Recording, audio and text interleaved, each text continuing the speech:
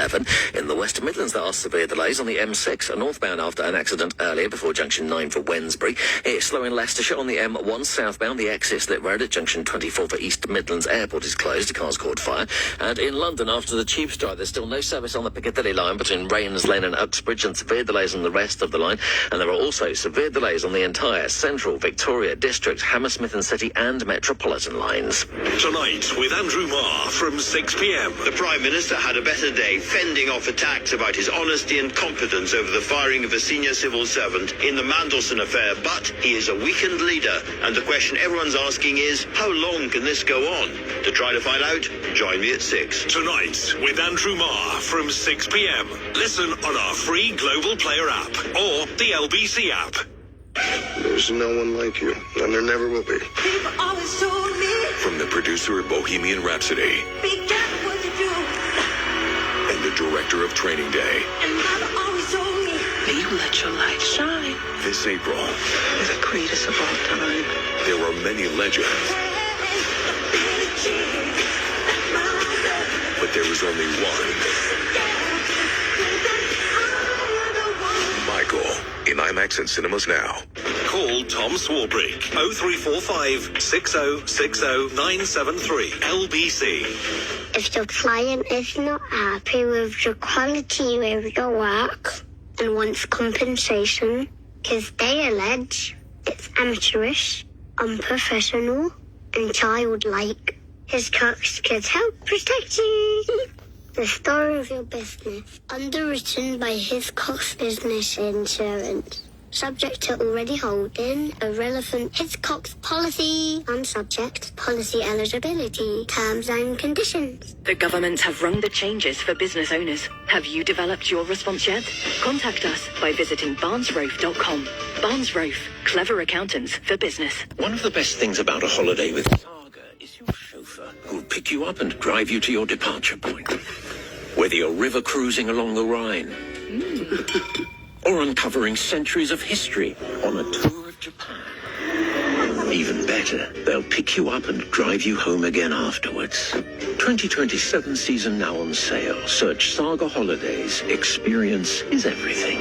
Nationwide chauffeur service available on UK mainland. Full terms apply. Over 50s only. At all protected. I'm Will Buxton. I'm Naomi Schiff. I'm David Coulthard. And I'm Jolie Shaw. This is Up to Speed. Available every Monday and Thursday on Global Player or wherever you get your podcasts. Time to bring your out-of-date kitchen up to date. Wix has over 80 kitchen styles, so you can find the perfect one. Book your free kitchen design appointment at Wix. This is LBC. Message Tom Swarbrick on WhatsApp now on 0345 6060 973. 5:19 the time. Tom Swarbrick here on LBC, where the Tobacco and Vapes Bill has cleared Parliament. Sound the alarms, bring out the bunting. There is going to be a scenario in a couple of weeks' time where it will be the law that no one born after the 1st of January 2009 will ever be able to buy tobacco in this country. Good thing? Matt's a first-time caller in Reading. Matt. Hi, Tom. You okay? I'm very well, sir. Your thoughts on this? Yes, I'm actually for it. As a smoker, and I have a 2.5-year-old daughter, to think that, in the future it will be, illegal for her to buy cigarettes is a good thing. If smoking came about now, like if it was invented now, it definitely would be illegal straight away. So why not do that for our future generations? Why would it be illegal straight away? Well, because of their health issues. There's loads of things that contribute to poor health. It'd be the same as if alcohol came out now, that would probably be banned as well. Absolutely not. No way. You don't think so? Nah. Considering the damage it does to people. No, things do damage to people. Lots of things do damage to people. Cars might be banned because they do damage to people. If the metric is only it could do damage, then we ban everything. Not in the sense cars don't do the damage. It's the people driving the cars. Well, cars do damage because they pollute the air around the places that they're driving in.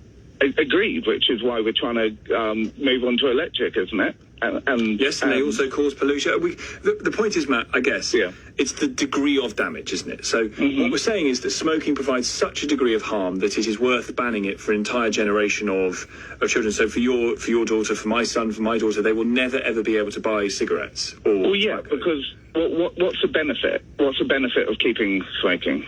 I agree. There isn't really one. No. Well, there's one in the sense that people do quite enjoy it when they're doing it. I mean, I smoke. I enjoy it. Yeah. So you like it. I wish I hadn't, though. So your choice to do it, if you like it, cognizant of the harm that it causes, is being removed, albeit from a generation of people who presumably have never tried it before. But that's like saying like the choice to do crack cocaine has been removed from you. You know, it's a good thing to remove some choices sometimes because.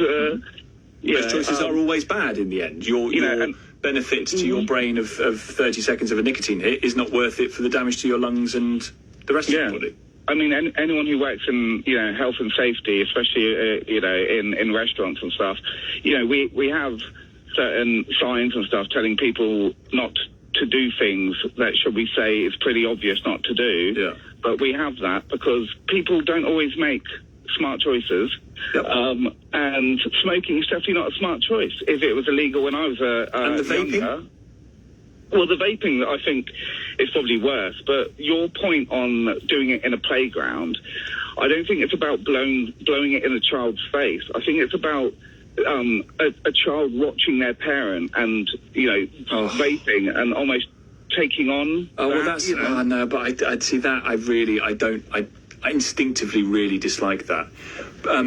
Prosecuting people for not setting what the government deems to be a good, sending a good message to your children, I think is really, I really won't pull any punches on that one. Matt, thank you very much indeed. The argument against vaping, folks, is not that the government might feel it might set a bad example to your children. The argument against vaping is it is deeply, deeply uncool. It is desperate. It is medicalised. You would never, ever have Bond or Dean or any other famous Jameses sucking on a Lost Mary, okay? That is the big reason why people shouldn't get into vaping. It looks terrible. Elliot, I'll come to your call in just a few moments. 5:24, you're listening to LBC. Some breaking news at this time. Chelsea Football Club have today parted company with head coach Liam Rosenior. In a statement, the club say that Liam has always conducted himself with the highest integrity and professionalism following his appointment midway through the season. This has not been a decision the club has taken lightly. However, recent results and performances have fallen below the necessary standards, with still so much more to play for this season. Everyone at Chelsea Football Club wishes Liam every success in the future. Chelsea, I think, had been on a 5-game run without a win. The last time that happened was, I think, when Glenn Hoddle was player-manager. I think it's only happened twice since Chelsea have been in the Premier League. It's not been very good for Liam Rosenior. Decent player for Hull City. Managed at Strasbourg. Probably out of his depth. Am I doing well enough to qualify for a job as a sports? Yeah, I probably am, actually. Probably doing all right. Rosenior out. Elliot, I'll come to your call in just a few moments' time. 5:25. Let's get a business update first. Ben Kumar is here from Seven Investment Management with two big stories, Ben. First, very important on people's holidays, where we're now seeing airlines cancel flights because of a jet fuel problem. Yeah, so Lufthansa, the German airline, announced, I think it's 20,000 flights cancelled today. I mean, I went through some of the destinations. You'd probably argue it's some of their more niche destinations, in that I'd certainly never heard of a couple of the cities mentioned. But what they're doing is funneling the fuel they have into the routes that will be most profitable and fly the most passengers. And I think lots of airlines across the UK, where we import 65% of our jet fuel, they're going to have to make that choice. Are you going to keep flying? I'm just going to name a flight that I have taken recently from London to Edinburgh. We have an office in Edinburgh, so I sometimes pop up there. Or actually, you're going to say, well, in August, perhaps we won't do the Edinburgh flights. Maybe we'll do, bad example, the Fringe Festival. But maybe we'll focus on getting people to Spain, getting them to on their summer holidays. So stay tuned. If the airlines do cancel your flight, they will have to refund you or offer you an alternative. But it might be another complicated summer of travel. Right. So I don't need to worry too much, do I, about the planned October half-term break in Turkey yet? I wouldn't say we're there yet, to be perfectly honest. Oh, but if it does happen, you should probably leave now if you want to walk. Exactly. And we talked about inflation earlier, about that ticking up, and we've seen it, of course, post-Iran, and these are the figures that have come in post-Iran for the first time since that war broke out. We've seen it in petrol pumps, we've seen it in supermarkets. But I was very interested, Ben, in what you were telling us about Pokemon cards. Yeah, and this was sparked. So I was in a bookshop in the city, asking for directions to the nearest pub, obviously. And I saw behind the counter this sign, handwritten, that said, "We are out of Pokemon cards." And I said to the lady, it's a big famous book chain, we'd all know. So, what's happened there? Why have you had to put the sign up? She said, we got our order in of Pokemon cards 2 weeks ago, and at 8 a.m. I had people knocking on the door asking to be let in. The city is meant to be full of hard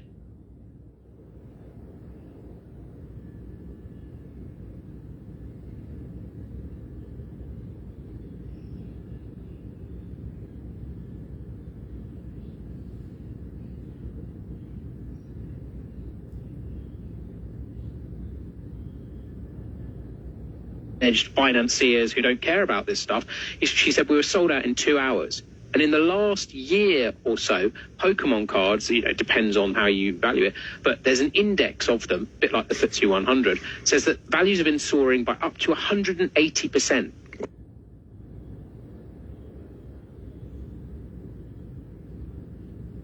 Over the past year, so nearly tripling in price. And it's one of those things, people get excited about little niches in the market. Beanie Babies have happened, someone said to me called Labubu. Yeah.